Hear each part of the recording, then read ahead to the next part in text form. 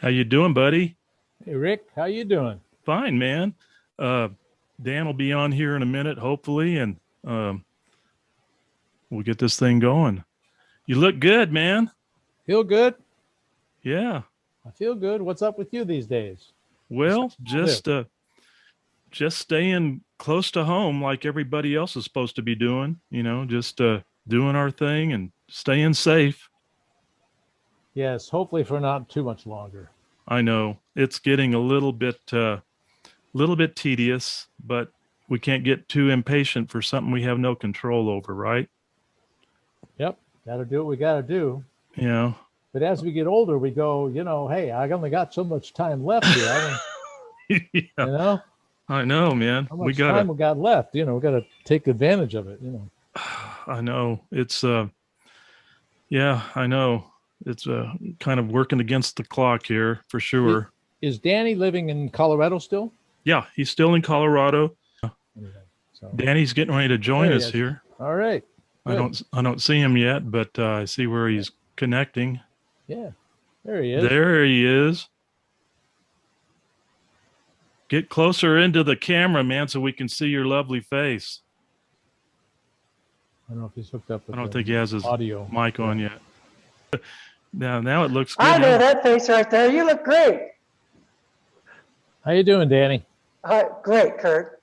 It's like looking in a mirror here. Yeah. Well, this is cool. We're finally doing this, and guys, I don't know about you, but I have butterflies going in my stomach right now because this is cool. Do you realize that it's almost been 48 years since we formed our group Tapestry? Yeah. Been a long time. In Kurt's living room up in Westminster, and that was something else. I got to tell you, for the listening audience there, so you'll know exactly how this came about. I was coming out of a group, and we decided we didn't want to really go back to El Paso yet. Let's try to find another band out here to become part of. And so I had gone to my musicians union and had posted a picture and information about a singing drummer. And then so these guys reached out to me. Dan and Kurt had already had been putting a group together. So I went out there and auditioned with the guys. And I tell you what, it was now I don't hear you again, Danny. What's going on, man? Oh, I'm not talking. Oh, you're not talking. Okay, I saw you shaking your head, and I'm going, what's he doing? My mind is blown, going back 48 years. Yeah. And realizing that, oh my God, that's 48 years ago. It's a lifetime. A lifetime ago. Yeah. It really is. And what I was going to say is when I got to you all that day and brought my drums in and set up, I think what impressed me the most about that moment was that as soon as we started singing, we knew that it was a God's gift to our moment. I mean, the voices were so good together. Yeah, it truly was a great blend. And you can still, I'll bet we could probably do that right now. We probably could. You want to do Time in the Bottle? Oh, I don't want to do the Poor Freshman again either. I don't know why I picked that one, but I guess that was one of them that we sounded pretty darn good on. Interestingly enough, in the last few years, Sharon and I got to know Jim Croce's wife out in San Diego. And she had a restaurant out there. She closed it now. It was called Croce's. But when you walked in there, right past the bar where they had a little showroom in there, all of his gold records were up on the wall. It was really, really cool. Quite nice. But anyway, back to our event. So we had rehearsed, I guess, for a couple of weeks. And then we get this phone call from Doris Vance, our booking agent from the Howard King Agency. And she said, you guys I forgot her name. Yeah. You remember her? I wish she was still around. I would love to talk to her again, but she calls us and she says, guys, you're ready to go. And we'd only, what, 2 weeks rehearsed. I think we probably had maybe a set and a half of music, If but that. if that. And so I remember getting the phone call that day, and she said, we have a situation at the Sahara in Lake Tahoe where we need to pull in a group, and you all would fit the bill. And so I said, if you think so, Doris, and so I remember calling Sharon, um, and I told her, I said, sweetie, how can we get packed by 9 o'clock tonight? She says, why? And I said, well, because we've just been offered a 1 week gig at the Sahara in Lake Tahoe. And she goes, are you crazy? How can you do that? And I said, well, our agent seems to think we can. And yeah, and the rest is history. And not only did we go play 1 week, but they held us over for 6 weeks. And it was quite an experience. What do you remember about that experience, Kurt? Actually, I'd forgotten Doris Vance's name. I'd totally forgotten about her. Well, actually, as we get older, our memories are not as good as but well, I remember I was actually just I had just gotten an apartment, and I had just put a deposit down on an apartment. I remember that, and I was just about to move in. I was going to move in that week, and I'd paid like all this money up front, and then all that happened. I remember I trying to remember I don't remember a lot about it. I have to be honest with you. I don't remember. I remember rehearsing. I remember all that, and I remember driving up there to Lake Tahoe.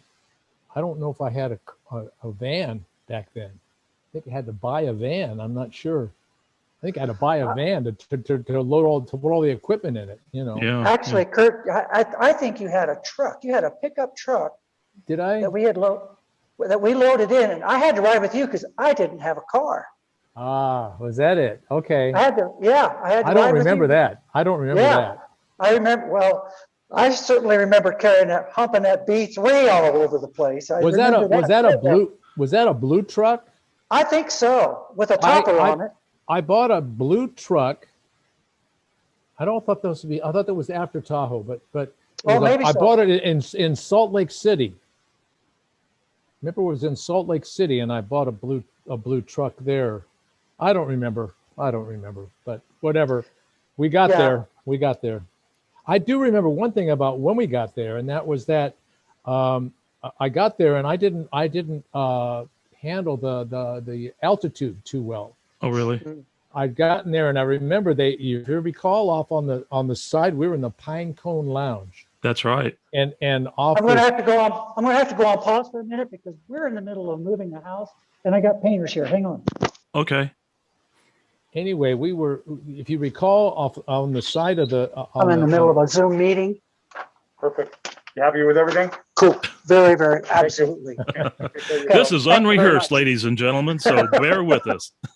Well, let me tell you something else, Rick. I've got another person that's coming today because this is all about, like I said, we're in the middle of a move. And so they're coming here to inspect our water heater. So my apologies. That's all right. We'll just tell stories about you when you're in the other room. Just turn your mic off so you won't hear us. Oh, did I turn that off? I hear? Yeah, I heard you a minute ago when you were talking to somebody. Oh, I thought I had muted it. Okay, no. Sorry about that. So back to Kurt. Anyway, I remember off on the lounge, off on in the backstage area or the offstage area, they had oxygen tank. Uh-huh. And I didn't think anything of it when we were setting up and everything, but I was huffing and puffing. I was having a hard time adjusting to the altitude up there. It was 5,000 feet or something. And I remember I got in between sets, I got kind of woozy. Yeah. I don't know if you remember that, but that was what I remember about that. Yeah. I remember that the juniper, was it the pine cone or the juniper? I guess it was the pine cone. And then the juniper was the bigger one. That was a big one that they moved us into. The big one. Right, yeah. Right. And I do remember the pine cone very well because Michael Jackson's drummer, Johnny Jackson, his cousin, came in, and remember on Enjoy Yourself that we did by the Jackson 5? He came and sat in on that song, and he broke my snare drum. I remember that. So I had to run out to the van and get my get another snare drum, head put on there. But yeah, that was crazy. I remember also vividly when they moved us into the big room, the big lounge room. We, in between shows, we would go into the dressing room and literally practice new material to pull into the show, because we were doing 3 or 4 shows a night, and we only had, I think, like I said earlier, about a show and a half at best. And I remember taking all the time we could to rehearse stuff, and we got it done. It was slow. I also am going to bring back a memory of Lake Tahoe that I don't know if you all remember, but do you recall us getting the flu? Oh, it was bronchitis. Yeah, well, it was the flu bronchitis. for We all me. three had it. We all had it. Yeah. Oh. Do you remember it, Dan? No. Well, what I remember most vividly was when this is later on, when we were in Marco Island, and I got my scuba license. Uh-huh. And I had some sort of organism in my sinuses. And remember, and a matter of fact, we had a couple weeks off, and I went clear out to Washington, Wenatchee, of all places. We can talk about that later. Wenatchee, and stayed in a hotel room healing. And I remember us playing the Lemon Tree. Yeah. And my clothes were literally hanging on me. And we have pictures of that, I know. But I don't remember the bronchitis thing, but I do remember vividly the how beautiful Lake Tahoe was, and it is still one of my favorite places in the world. I remember we stayed in a 2-bedroom apartment, and I had to sleep in the living room. I remember that. And I remember I was single. Yeah, so and there were girls around.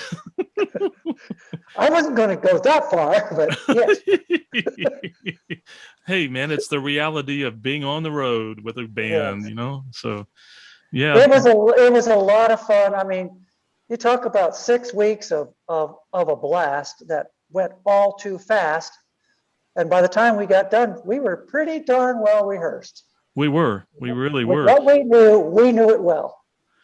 What was so cool about that experience too, besides growing our sound and getting our material all together and everything, was the experience that we had with some of the big names that were there. The Jackson 5 were so nice. Did you go dancing with us some of those nights with the Jackson 5 when we went out, Danny? I don't think Kurt was there. Did you go with us? I don't remember. I remember being in the hallway backstage. Yeah. And meeting the guys after we had seen the show, and how cool that was, of course. And I also remember seeing Elvis, the thin Elvis, and then I remember seeing the thick Elvis. Being able to go not backstage, but into the back of the auditorium where they just kind of let us in. They would let us in because we were part of the show. We were on the marquee. That's right. We were the biggies. I mean, we hit the big time. Well, we were the lowest on the marquee, but still the marquee. No, we weren't. We were in the middle. Oh, okay. We were in the middle. Yeah. But I got to tell you, I think one of the things that, remember when we did the Tommy and Dickie routine, Smothers Brothers? And that was weird to be back there playing drums and singing da da da da da da da da da da da, trying to make it sound like their theme song, and you guys are out front doing just a great routine, great routine. Kurt played a great Tommy Smothers. Oh yeah, absolutely, Kurt, you sure did. Oh God. Go ahead, Kurt. No, nothing to be said. I got nothing to say about that. Oh, hey, we were trying anything and everything we could, man. I tell you, to pull in and try to be a show band, you know, it's it's a whole different world being a show band. I mean, it's one thing to be in a band and you're out there playing music and all that. Yeah. That is so easy. But when you're trying to engage the audience and keep their attention and entertain, don't you all agree? It's a different world. Well, it sure is. It's a it's a craft. And Jackie Vernon, Pete Barbuti, those guys had it down. Command performance, to be able to sing, do the medleys that they did, and do their routines that they had, was inspiring. And I think that's what helped us with the Tommy and Dickie show, you know, the Smothers Brothers show. There's no Because doubt. it came off well. When we would finish doing a show, I know we would change out into our street clothes and run across the street to Harrah's and see the band you were talking about, Command Performance. And those guys were the consummate show band, no doubt about that. We couldn't get enough of them. I know I recorded them on a little cassette recorder and listened to their music so much, but I think I was so in awe of their the magnetism that they had between audience and the group. They drew you to them. You know, Gus, you know, he would make you cry, he would make you laugh. He was just a phenomenal entertainer. Don Clow, the consummate front man. By the way, I think Danny knows this, Kurt, but I stay in touch with Don Clow. We talk at least once a week, and he drives a truck. He still lives in Las Vegas, and he drives a truck all over, you know, the Northwest, back and forth from Vegas to there. But he's going to be doing an episode with me down the road. I wanted to do this one first so we could talk a little bit about that experience of meeting Command Performance. I think what was so incredible, and I knew we were finally on our way to doing some great things with this group when we finally were able to get invited to play with Command Performance at the Winnipeg Inn in Canada. And it was their agent, Arnie Prager, out of Chicago, that finally took us under his wing and started booking us. Rick, you've got a memory like my goodness. I mean, how many terabytes of memory do you have in that brain of yours? I swear. Well, I do surprise myself now and then, and then other days I can't remember what I had for lunch yesterday. You must have written this stuff down. You had to have written this stuff down. No, my goodness, the names and places. Now, of course, I do remember Winnipeg because that was just that was probably my favorite showroom. Wasn't it neat? Yeah, great showroom. It was big. You could see everything, and it was like an amphitheater.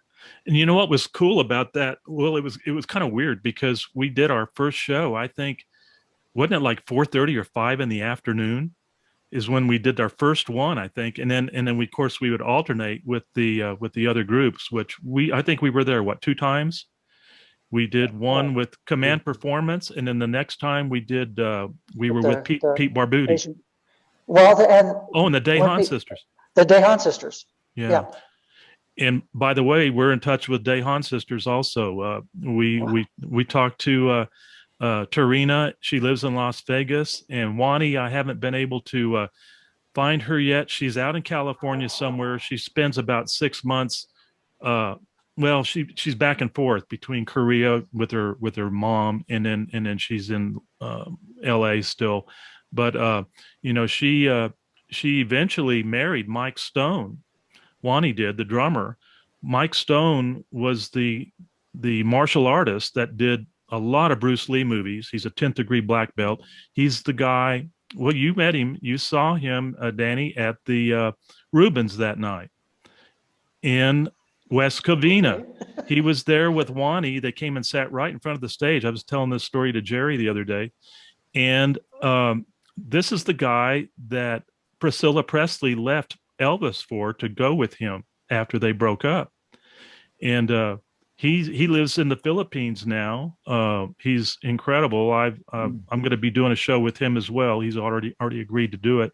So we'll be talking about his history with with Priscilla and being in martial arts and all of that. So, but anyway, just crazy stuff. While we're at it, Rick, congratulations on your podcast. Congratulations on your Talk and Rock radio show. You've put a lot of work into it, and I know it takes a little while to take off, but the more people you reach, the more you network, the better it's going to be. It can just grow and grow and grow. And I wish you all the best. Thank you. That means a lot. I'm excited about it, but I think what a lot of this is for me, Dan, is I love my past. I love my background. And a lot of people say, well, you're living in the past. Why don't you live in the now and the future and all that? And I said, well, because I loved my past, most of it, not all of it, but most of it. I do. We all have regrets. We all have a few. Yeah, exactly. I think there's a song in there somewhere. But then again, I did it my way, right? which is one of Kurt's songs. Yeah, right. And he's still doing it as well. I must say, let me interject a minute. I have the two of you to thank for my golf addiction. Really? Because I picked up the game of golf while we were on the road, and I didn't have anybody to do any kind of sports with, and because I loved racquetball and I loved tennis, and there was, when we go to different towns, we're only there for a week or two, it's difficult to pick up a game with somebody as a partner. So I found golf, and it's been downhill ever since. After 48 years, so that you're talking about that, after 48 years, one would think I'd be a lot better than I am now, but I'm not. Hey, an 8 handicap's not too bad, my friend. Oh, thank you. That would be a 38 for me, probably, or more, but I also, since you brought up golf, I remember, weren't we playing in Chicago, or where was it where your van got broken into? That was Chicago. Yeah. That was Chicago on the Jazz Street. I can't remember what the street was, doesn't matter. But that neighborhood, that block, I had to park off the street. And oddly enough, speaking of Winnipeg, my van had originally gotten broken into in Winnipeg. Oh, wow. I forgot that. My wing on my window of my van was not repaired yet. So that's how the robbers got into my van, took 3 Foot Lockers full of personal memorabilia, of which was worth nothing to anybody else but me. Wow. That was a heartbreaker. Yeah, I remember it well. Hey, Kurt, I need to ask you a question. You, before Tapestry, back in, I think it was high school, wasn't Richard Carpenter one of your classmates? Yeah, at the Long Beach State College. Oh, yeah, State College. Long Beach State, yeah. He was kind of a nerdy kind of guy, very nerdy kind of, was not somebody that you would expect anything of in this world. But yeah, he was working with, he was in the music department. And I mean, I didn't know him as a friend or anything, but we, when I took a few music classes at Cal State Fullerton, because it was a pretty good jazz college, and he was in one of the classes. That was about it, though. Yeah, I didn't really know him personally. Kurt did amazing medley arrangements for our band, and I was trying to remember your background in college. Did that prepare you for being an arranger? I mean, because you knocked those things out for us like crazy. Well, it was not. I mean, I did take music in college, but it was mostly my private studies, my private jazz piano lessons that I took from a really remarkable pianist named Dick Powell, who actually moved to Colorado, to Colorado Springs, I think, actually, and he's probably passed away by now. But yeah, I owe a great deal of my ability to understand music or the basics of jazz theory from him, and that's where a lot of our arrangements came from. Yeah.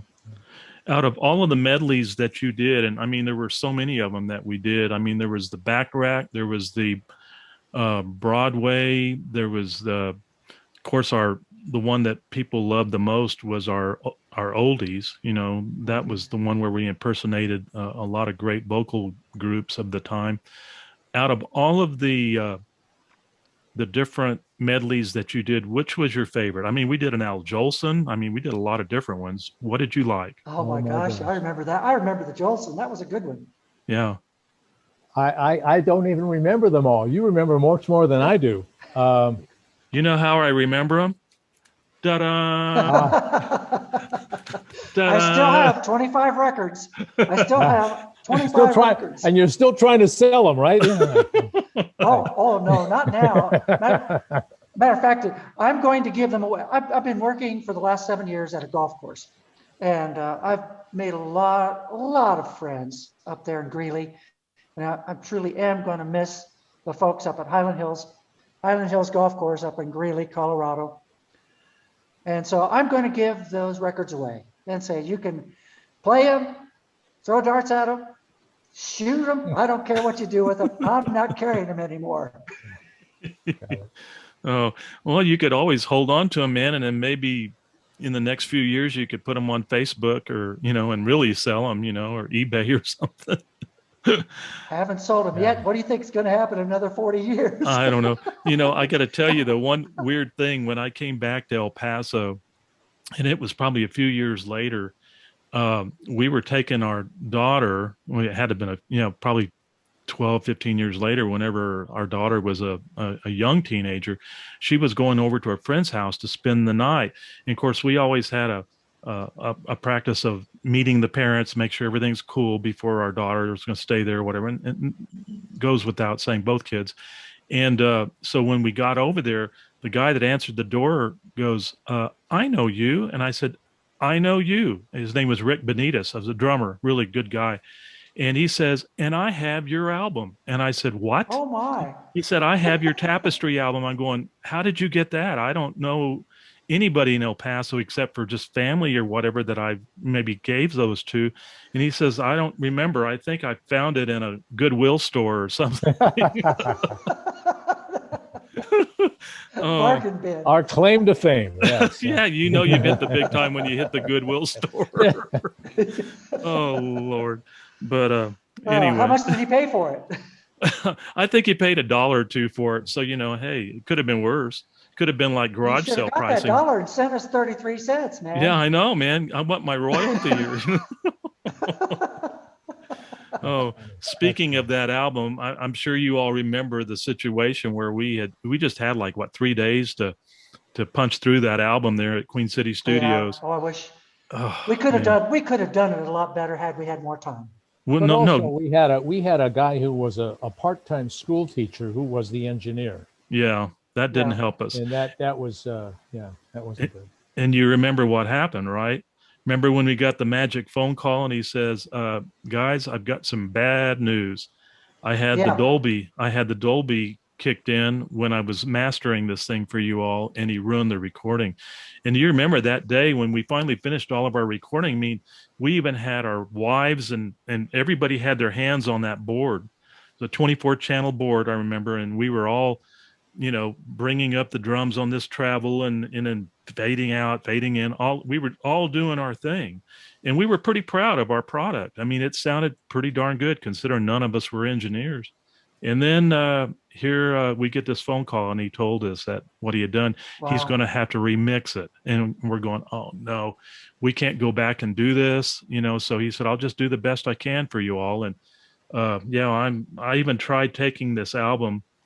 I gave it to an engineer here in El Paso that is very good, and he tried to use his software to isolate the tracks a little bit and bring up the volume on the instruments. Couldn't do it. He did enhance the vocals, but you know the vocals were already good, you know, so he couldn't really help us on it. But and you know, I got hold of QCA, Queen City Studios, probably 20-30 years ago, and I asked them, I said, I would love to buy the master that you all have.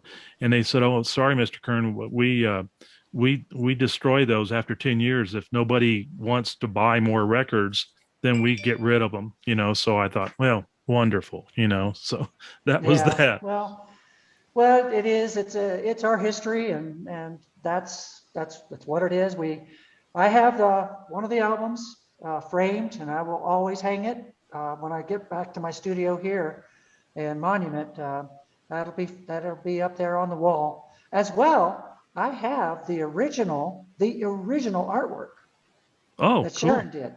Yeah. I think Sharon did, or we had somebody do it, but Sharon did the embroidery. She did. She absolutely did. Yeah, those were incredible times. If you want that original artwork, I'll be glad to sell it to you. I'll give you $1 for it. No. So you can maybe find it at the Goodwill too. Who knows? Yeah. Wait long enough, it might end up there. The one of the other standout memories that I have was in 1974 at the beginning of our touring, was at the Spokane World's Fair. And you remember across the street, Jackie Vernon, yeah. with Jackie Vernon, we were backing Jackie. I think that was the first time we played with him, wasn't it? Well, it was not. Seattle was the World's Fair. Was Seattle? No, it was Spokane, 1974. Google it. 1974. Spokane was way too small for a World's Fair. Google it. Okay. I got pictures of it. I got an aerial view of it. Spokane World's Fair. Well, I'm sure you have. No, okay, I trust you. Yeah, it was 1974, and we were backing Jackie. Okay. And I remember the first night we were there, we all had vans by then. We had our vans parked out on the street right by the club. And where they put us was up above the club in this big, it was almost like I know it had a community bathroom down the hall. Hotel suite. Yeah. I remember this. Oh yeah, right. Luxury hotel suite. Our girls, our wives, Kurt's wife, and Sharon, my wife, sat out on the fire escape that night, watching our vans down below to make sure they weren't going to get broken into while we were sleeping. Because the next day we had a sound check to do around 12 o'clock or whatever it was. So, and they were still waiting to get the previous band out of the suite that they were staying in, that this guy had for all the entertainers. So anyway, we go from, it was a 180 the next day. We go from that experience to this really like penthouse suite that they had for us. I don't know if you remember that. It was a gorgeous place with food and booze and everything there, for us. And then Jackie comes to town, and he's a diabetic. So he had to take over our suite. So what happens to us now? We get moved over to the owner of the club's house. You remember that? He had like Panteras out in the front of his driveway there, and he owns something like 122 clubs across the country, so need I say anything else about that? We know, what he was. Well, I do remember Jackie. I remember Jackie. I think I remember him coming into the apartment that we had taken possession of. Yeah. And said, you guys got to pack up and get out. Yeah. Yeah, because he was on a special diet and he had to be able to cook, certain things for himself. But yeah, so we thought, well, okay, where are we going to go next? So this guy ends up putting us in his house, and wow, what a cool place that was. We got to, he had a swimming pool and everything, and I remember he told the girls, go out and buy anything you want. Here's a credit card, get whatever you need, and just make yourselves at home. So he was very cordial. He was really super neat. Really treated us right. That was a nice room. I enjoyed playing that. It was a good place. I don't remember a stitch of it. No, you're still in Seattle. Hey. Is that what? Well, no, I'm serious. But I remember Spokane very well. I also remember Wenatchee. I remember her really well. But Spokane, what we were playing? Steakhouses, weren't we at that time? We did the Black Angus, in Yakima, Black Angus and Yakima and Wenatchee. Oyster House. It was the Oyster House. Oyster House, yeah. But we also worked with Jackie Vernon in Monterey. Yes, we did. Yes. At Merv Griffin's club called the Shutters. Right. And then we also played with Jackie at the Pat Boone's Ocean Shores Inn in Ocean Ocean Shores, Shores, yes, Washington. Oregon. Yeah, right on the water there. That was a neat room too. That was a big room. Pretty cool. Pretty cool. We sure did put a lot of miles on our bodies and our cars, didn't we? We really and our did. voices. I have to ask you guys a question. Do you remember? This is a memory I have, not one of my favorite ones, but do you remember Medicine Hat, Alberta? Oh gosh, yes.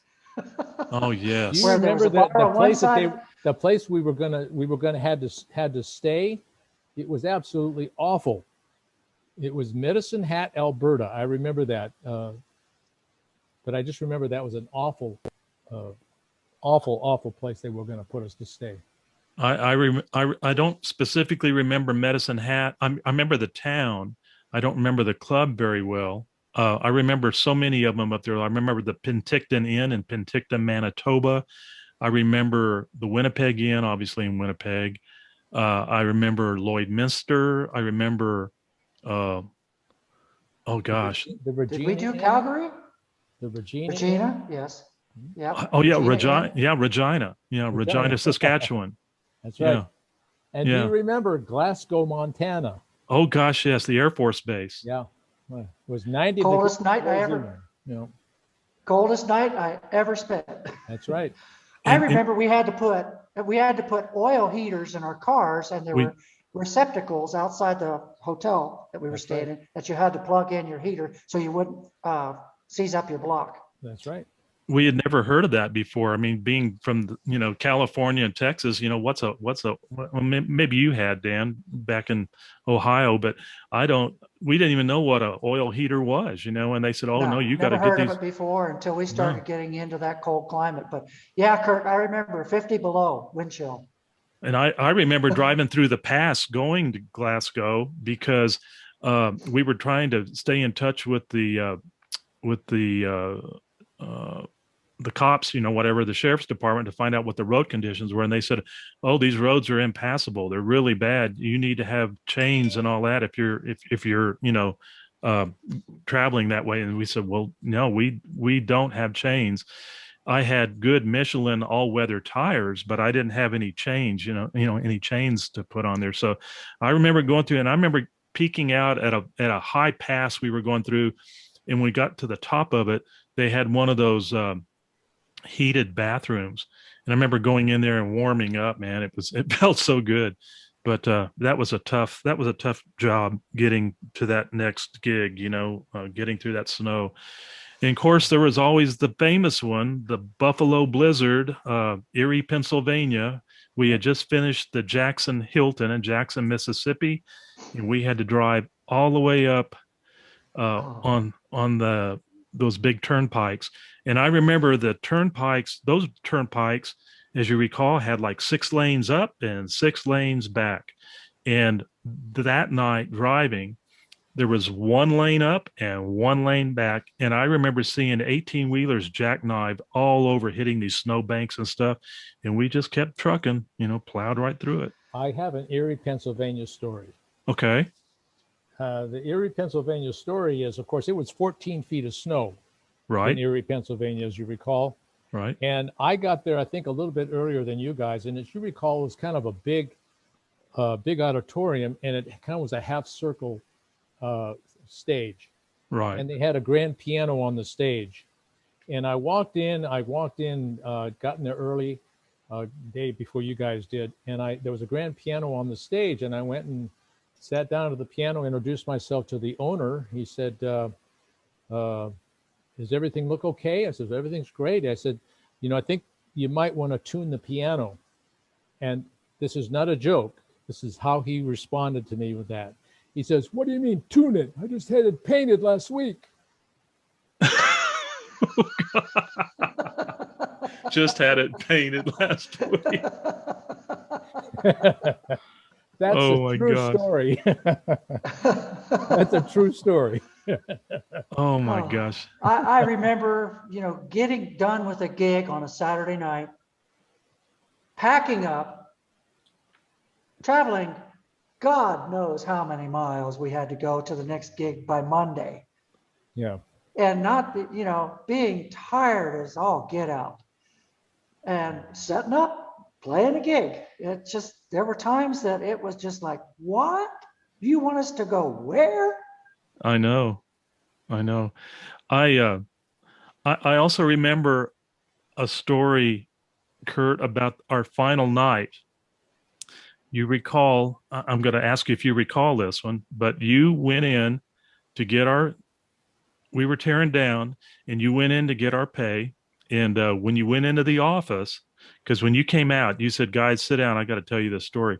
You went in there and they had our money sitting on the table, and there was a pistol sitting there next to it. You remember this story? Not.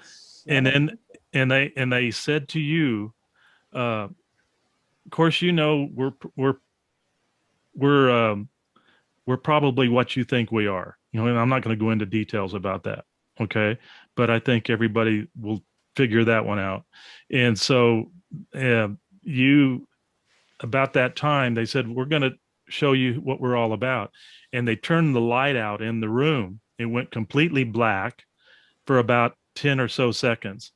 And then they turned it back on and said, we're just kidding you, man. Not a problem, And so when you came back to the dressing room, you said, guys, you're not going to believe what they just did with me.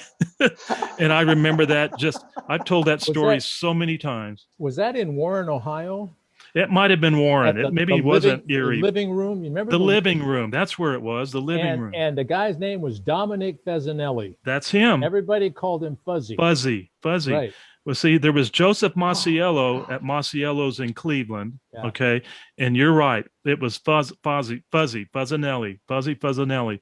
And what's interesting about this story is that, no, I'm going to rethink this. I'm not going to talk about that. I'll talk to you all about it privately. And then we may do this on another episode and talk about it. But I need to get I want to get a clarification on this from you all first, if I should talk about it. But we'll just say that there's more to the story. I'm good with Rick, I'm good with anything. The fact that I don't have a wanted poster at the post office, I'm golden. Well, I'm saying I should rephrase that. I don't have a wanted poster yet. I'll just say this: everywhere that we worked, those guys always took good care of us. The rooms were great. I remember Masiello's in Cleveland, great place. And Dan, you remember you and I got to know Bob and Kitty Gaines, remember, from the Cleveland in Cleveland, yeah. Cleveland Browns. And took us to a Browns game. Took us to the Browns game. I'll never forget that. Sitting there having breakfast with the players in the captain's club. One of those big guys come up and takes my hand, and my hand just disappeared. I know. And Bob, Bob Gaines, he was one of the retired players for the Browns. He had been injured, and it was a sore spot because, of course, my team was the Dallas Cowboys, and that was a sore spot with him because that's who took him out professionally the rest of his life. He had gotten multiple fractures from an injury and had to retire from it. But I remember meeting Bob and Kitty. They were so kind to us, and they came in and saw our group numerous times, had us over to their house, took us to that game. It was a prize moment, really a great moment. One of my special moments of being on the road. I do have to step back for a second when you said we were received quite well everywhere, except for Missoula, Montana. Let me think about Missoula. We played Missoula, and we got fired. Let me see. We weren't rock and roll enough. That's right. I remember that in Calgary, Canada, at the Majestic Inn. Well, if it happened there too, that's two of them. And they didn't fire us. Missoula, because we had the bombs. We had the bomb scare. Oh, that's right, Missoula. That's right. That's where the snow. We had the bomb scare. We had the bomb scare, right? And we were doing shows, and I remember being outside, freezing our tails off. That's right. Yeah, I remember that. Missoula, Montana. It's a college town, and they wanted They Yeah. wanted rock and roll. They wanted a rock band. And Yeah. we weren't. We Yeah. could play, you know, some kind of Wonderful by Grand Funk a few times, and, you know, Proud Mary and and How Sweet It Is, and that's about it. You know, and then the rest of it was Al Jolson or whatever. But That was not a good fit. not a good Al fit. Jolson don't rock and roll. You know, but the Majestic Inn in Calgary, Canada, that was the other one that was probably the worst one, even over in Missoula. I had that night, it was so bad because the crowd, the bar, obviously they wanted to hear rock and roll. They wanted a band to play music to dance to, and we were not a dance band. So the next day, I remember calling the agent and I said, "You've got to get us out of here." I think that was Ida Banks from the Tommy Banks show. Remember, Tommy Banks was kind of the Johnny Carson of Canada, and Ida, his wife, was our agent while we were in Canada. And I called her and I said, "Ida, you got to get us out of this room. This is not going to work." And I think we ended up spending, out of the 2 weeks, I think we still ended up spending um, 1 week there maybe or whatever, but it was the worst. I remember that, you know, Yeah. we did our best, but Yeah. yeah, I don't think we never, we had overall as much time as we spent on the road. What, 3 years? I can't remember how 3 or many 4 years it years. was. Yeah. 3 or 4 years. It was a great time. Had a great time. All the traveling, all the people, all the fun places we went. I remember going into just about every town we went into, except for my hometown, Springfield, Ohio. That was fun. Every town we'd go into, I'd go get lost. I didn't care. I'd just go get lost on my day off, and just to go look around and see stuff. Hold that thought for a minute about getting lost, because I'm going to take us to Ocean City, Maryland in a minute. But first, I want to talk. Oh boy. I want to talk about uh, Marco Island, Florida, which was a really cool place. I know Danny had this vision of getting a full body massage by some gorgeous blonde on the rooftop of the Marco Island Hotel where we were playing. And I think it ended up being Attila the Hun. And I remember you were so sore after that massage, man. You had really been worked over. Do you remember that? No, it's probably one of those things I probably immediately forgot. Yeah, yeah. Well, I think that was the first time we had met Arnie Prager, our agent from Chicago. He came down and saw us, and we were pretty excited about that. We had, you know, it was going to be our first opportunity to work with him. You know, well, he had booked us down there. You know, and by the way, Command Performance played that same room. You know, there at the Marco Island Hotel that later became a Marriott. But that was a great place. So moving back to, this is back when Marco Island was really small back then. oh yeah, We wouldn't recognize it now. I'm sure I think we used to drive over those bridges that were pontoon bridges to get to the island. You know, it's changed a lot now. It's just a paved paradise. Yeah, yeah. Sharon and I went back there years after we got back to El Paso and went on a vacation there because I remembered it so much. It was just a beautiful place. We loved it. And I'm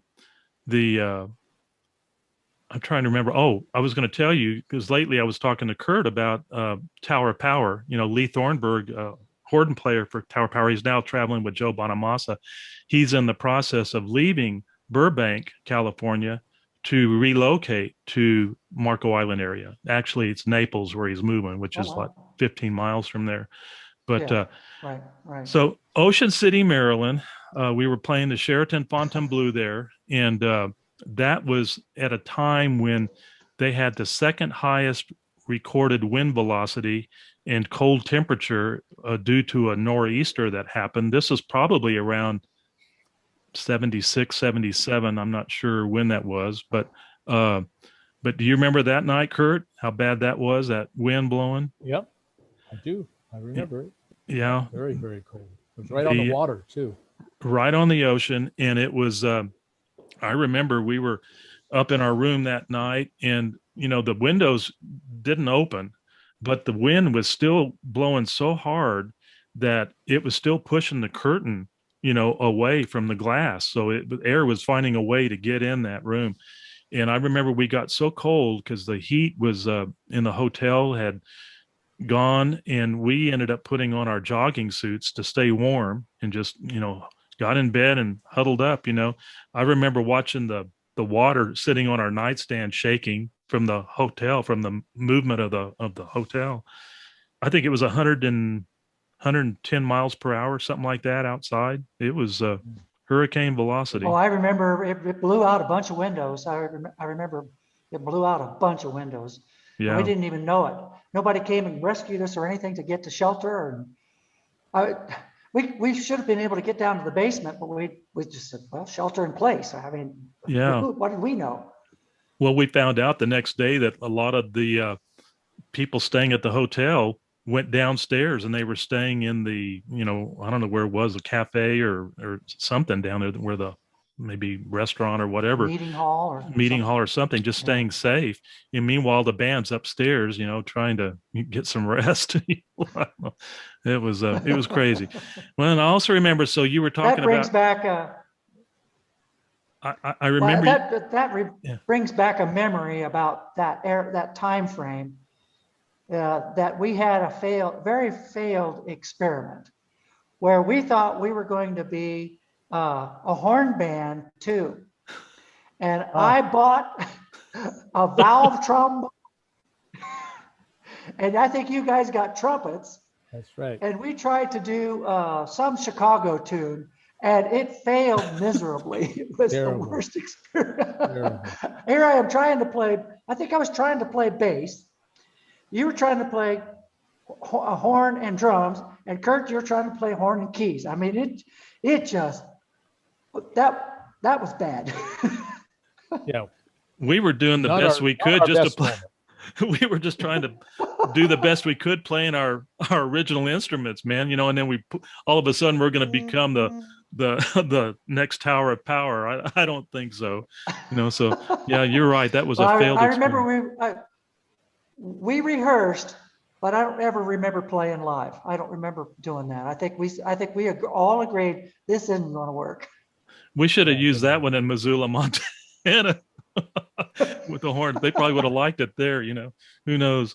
But yeah. Sorry to interrupt that one. That's it. No, that's all right. So I was trying. going to go to the memory of when you were talking about how you would just go get lost on your day off or whatever. When we were going to different places. Well, I remember you had gone into, I don't know, probably up to Lewes, Delaware, or somewhere New Jersey, whatever, while we were there in Maryland. Of course, the states are so close, all right there, so you can get to everywhere real quick.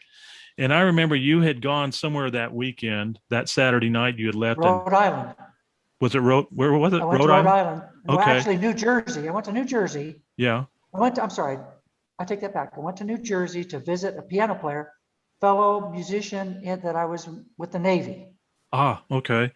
Well, anyway, while you were gone, Sharon and I, on our night off on Sunday for dinner, we had lobster in the restaurant there at the hotel, and I remember taking her whole lobster, what was left of it, and I got the key to your room from the front desk and went and took the lobster and put it in your toilet and put the top down. So when you came back, you're going to open this thing up and hopefully, be shocked by it. But I think the smell of it was probably more devastating to you than seeing the actual lobster looking up at you. So, but I remember the response. He immediately, when he got there, Kurt, he gets on the phone and he calls me and he says, I'm not going to use the expletives that he used, but he said, get over here and get this damn thing out of my toilet. So he knew exactly what had happened. But yeah, you got to do something to entertain yourselves every once in a while, just. That was a good one. Yeah, that was one of the better ones, I think, but I think the other one that I really enjoyed the most that involved my wife was the the owner of the club, or the manager of the club, he did what you call double talking. And if you've ever heard somebody do this before, it's really very confusing. I mean, they speak words and like they're carrying on a dialogue, but they're making no sense. And so this guy had shared his talent with me that night, and he says, why don't we play a trick on your wife? So we're sitting at dinner having our nice lobster and everything, and he comes over, and we'd already prearranged this. And so he comes over and he introduces himself to Sharon, and I said, oh yeah, honey, this is our manager and everything. And so he starts doing this double talking with her, and she's going, she thought maybe she was just not hearing him right or something. She kept turning her head, and so he would finally, after saying a couple of words, a couple of sentences, he would stop and say, what do you think about that? And he said that to Sharon, and she goes, I mean, he had her going, and I'm just trying to keep myself composed, and I'm starting to laugh my butt off, and she's kicking me under the table. She said, she's thinking, you can't, this is your boss, you can't, act like that. So anyway, finally we just broke down and told Sharon that this was all a setup. We were doing this, but that was a fun moment. That was crazy stuff. But well, what else do we want to talk about? Any other good stories? Or? Oh, hey, well, how about what's going on with you now? How about you, Kurt? What are you doing these days? Sort of semi-retired. I'm just when I got off the road with you guys, as you recall, what was happening was disco. Disco was starting to hit, and of course it ruined music. It ruined any live music. And so there was very little live music going on. So I was working a little bit then, and in just doing piano bars and stuff, and did a little bit with the bands and stuff. But I got involved in I got an insurance license to sell life insurance, and I started hating that, and I kind of morphed that into financial planning and stuff like that. I've been doing that most of my life, and real estate, getting involved in investing in real estate, second trust deeds and things like that. And so now I'm just kind of working maybe 20 hours a week, just fiddling around here and there, making some money. And I've got a jazz trio that hasn't worked since COVID, but that was what I've really always wanted to do, was play jazz. As you know, I've been doing, commercial music, a lot of my career, but in music, but pretty much now it's just, I fortunately can't make a living playing jazz. It just is not it's not exactly the genre of choice these days. So, and it hasn't been for a long time, but I do that here and there, and just have income from other little financial things that I'm doing, and traveling and trying to enjoy life to the best of my ability before I leave this place. So Are you doing any singing at all with your jazz stuff, or is it just instrumental, Kurt? Yeah, we do singing stuff, doing Sinatra kind of stuff, because that's kind of my thing. I did a lot of the Great American Songbook stuff, piano bass drums, and then I do some singing, and I have a drummer that that also sings a little bit. And cool. But for the most part, doing that, record date here and there, but mostly just playing jazz. That's just what I love to do, Improvisation. I mean, that's just what I think, And the thing about jazz I have gotten totally into improvisation, loving the heck out of it. I mean, absolutely loving progressive jamming. A group that I've been following for about the last 12 years or so, out of Chicago, called Humphreys McGee. Oh, yes. A very prog rock band that I've seen probably 15 times. And it never gets old because they always go into this improvisation. It's always different. And they'll be doing something and then change gears and go 180 degrees the other way. And I'm going, wow. Yeah. And so with the band, I ended up playing music with my brother, and then we met this brother team from Alabama, or actually Texas, and they were brothers, and a drummer and a bass player, and then my brother sings and plays guitar, and I sing and play guitar. We were called the Brothers, and so much of we did any number of gigs in Colorado Springs before I moved to Greeley. But we had a great time. But when we would always get to this place, we would always take a moment, even sometimes during a show, and we would go outside the box. And I absolutely gets my yayas. So that's where I completely concur with you, Kurt. That is just something, that creative boundary, that is no boundary. As long as you come home, you gotta come home. Right. Yeah. Right. I was going to ask you, Danny, did you ever meet or get to know Richie Furay up there where you were living? He was from the Buffalo Springfield. But I know he's right. No, but I do have a story to tell you that later on, after Tapestry and the second generation of Tapestry, we were the band called Midnight Riders, and we were managed at one point in time by the road manager of the Eagles. We had met him and hooked up with him, and he became our manager. And we went up to Vail to play. And lo and behold, I'm finding myself staying at, it was Aspen. Find myself staying at Glenn Fry's condo in town. Wow.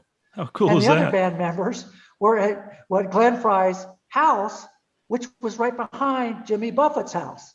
Oh, So how cool. Although we didn't meet any of those guys, we stayed in their houses, we fished in their ponds, and we had a great time.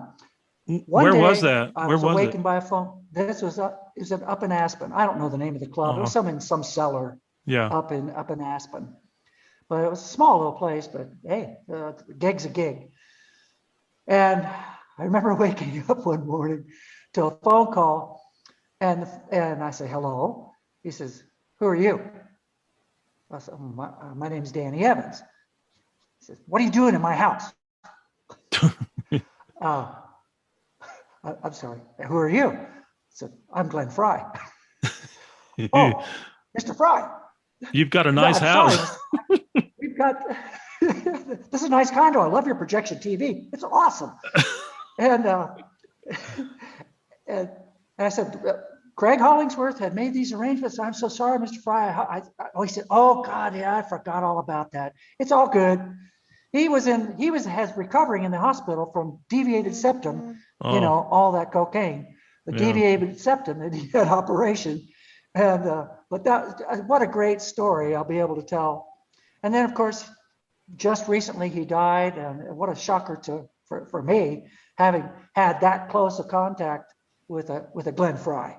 Well, and it breaks my heart too, because they had been in El Paso playing the year before, and I so regret not going to see that concert. I mean, all my friends were there, and I don't know for what reason I think I probably had something else going on that night at the studio or something. There was a conflict, so I didn't get to go, but it was, always wanted to hear that group. Wished I had wish should have, would have, but yeah.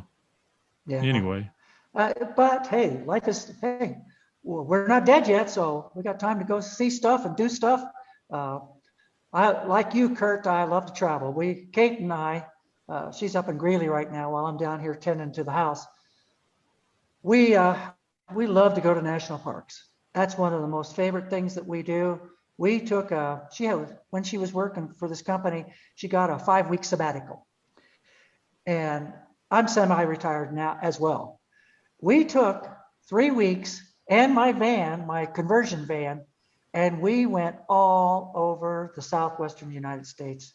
And I mean, all the national parks we could fit in, and I think it was something, national parks and monuments, something like 20 of them in that time frame. It was wonderful. I'd do it again in a heartbeat.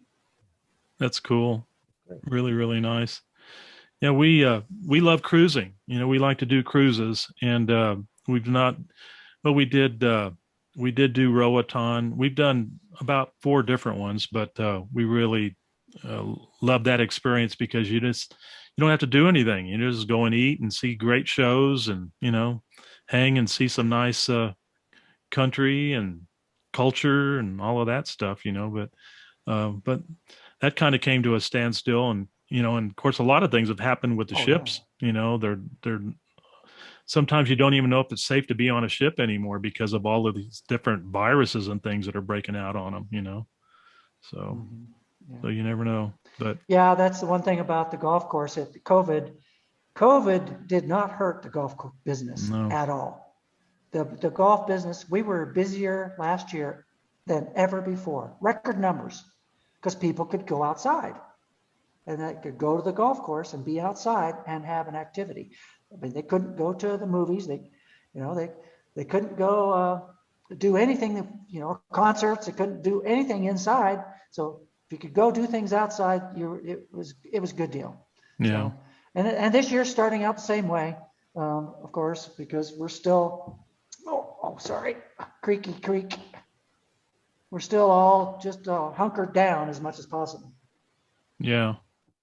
Yeah. So, but I'll tell you what, I can't wait to go get a good steak somewhere. Yeah. Well, I hear that. Me too. I was going to ask you, Kurt, when things calm down with the COVID and everything, are you going to get back into the gigging again? You think much, or what do you think is going to happen? I don't. Absolutely, of course I will. I mean, it's just like I've played piano now for 50 years of my life, and I don't miss a day of practice. I don't miss a day of writing and arranging and doing something, trying to learn something new about jazz theory and harmonics. And I really have, I worked at this place in Laguna Beach called The Ranch, and I worked there for a couple of years doing a jazz gig there, because the beach areas are a little more friendly to jazz, because the people are a little little hipper, Right. And so I would definitely get back into doing that. Absolutely. Good. I've got some great players that I've worked with that look forward to getting back to doing that again. There's a studio here in El Paso called Star City Studios. They're owned by one of the guitar players from a band that I was managing called PT and the Cruisers. And they've got 3 different studios in their building. They got A, B, C. The C is the big room that will seat about 125 people. It's a good sized room, and they can do live performances and then record it. The whole thing. It's a first class facility. Anyway, the band that I was managing, PT and the Cruisers, they do perform there, not regularly. I mean, they'll do maybe a show every 2 or 3 months, but not with PT. It's strictly the Cruiser band. PT was Patty Tiscareño. She was the lead singer. It was her band, but the guys have maintained to stay together, and they will back up other people that are either coming through town or need a backup group, or other local musicians that they bring in, and they'll play with them and everything. It's become a very nice showcase room, or showroom, if you will, for people that just want to come and go see a great show. And I've booked 2 or 3 acts in there. There's a guy, I don't know if you've heard of him, Danny, by the name of Richard Smith. He's from England. This guy is a 1 or 2 time national flat picking champion. This guy is a phenom. If you've never heard of him, I'll send you some links to him. He'll be doing a show with me. He now lives in Nashville. His wife's a cellist, and I've booked him in El Paso 2 or 3 times. Really a great musician, plays phenomenally.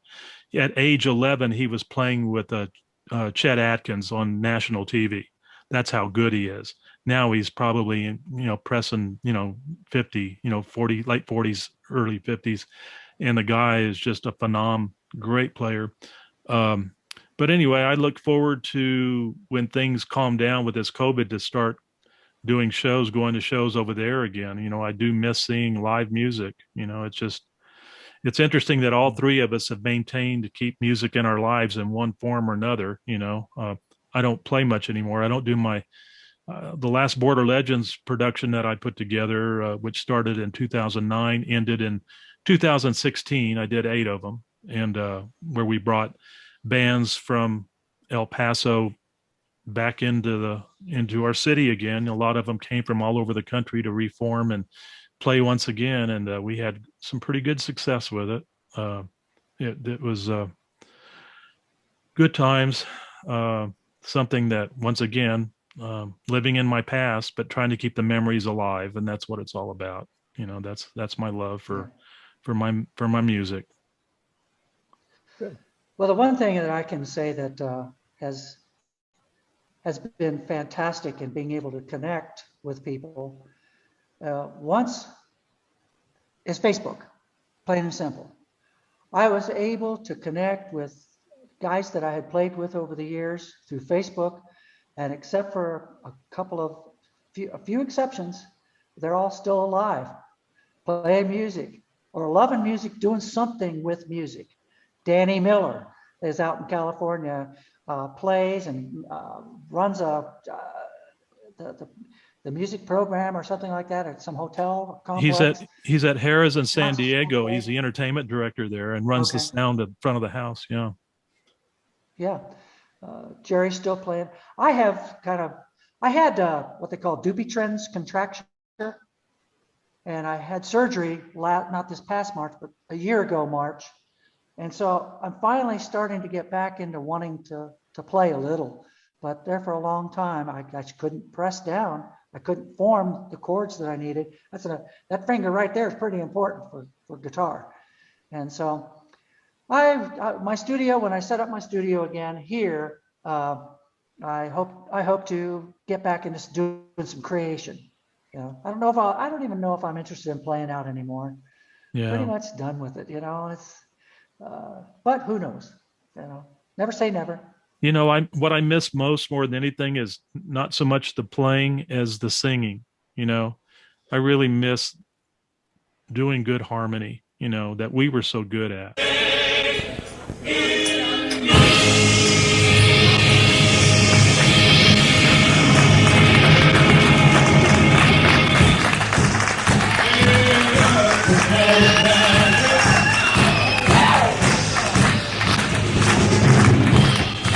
Ladies and gentlemen, on the drums, a big round of applause from El Paso, Texas, Mr. Kern. Thank you. And also, ladies and gentlemen, all the way from Springfield, Ohio, on guitar, Mr. Dan Evans. Thank you. On the keyboard, from Westminster, California, let's hear it for Mr. Kern. Thank you. That about does it for what it made for us. As Dan said earlier, we're going to be going to council from here. Thank you so much for being such a marvelous audience and for being so nice to us the 5 weeks we've been here. Our deepest thanks to the people that enjoy our performance. And our deepest thanks also to John and Russ, who have been so nice to us. I forgot his name. John and Ross, and all the nice waitresses. How about giving everybody here in the staff a big round of applause? Come on. Sweet people. Like it stands now, it looks like we're going to be coming back about the 29th of September. So keep your eyes out for it. Thanks for being nice to us. Everybody take care. Until we see you all again. Good night. I got the music. Pretty music. I got the music.